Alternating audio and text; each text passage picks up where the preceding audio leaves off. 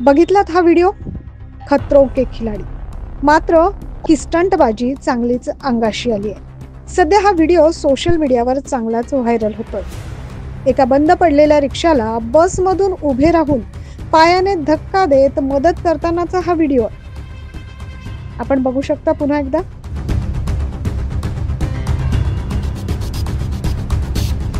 ही स्टंटबाजी म्हणजे या टोईंग प्रकरणाची चांगलीच चौकशी करण्यात आली आणि याच अंतर्गत महापालिकेचे बस चालक आणि वाहक या दोघांनाही निलंबित करण्यात आलंय. खरं तर या बसमध्ये अशा प्रकारची टोईंग करताना अचानक अपघात घडला असता किंवा इतर प्रवाशांना दुखापत झाली असती ही शक्यता नाकारण्यात येत नाही आणि याच कारणाने या बस चालकाला आणि वाहकाला निलंबित करण्यात आलंय. पुन्हा एकदा आपण बघू शकतो हा व्हिडिओ. टोईंगचा हा व्हिडिओ सोशल मीडियावर चांगलाच व्हायरल झालाय. आता तुम्हीच सांगा, असं कोणी करतं का?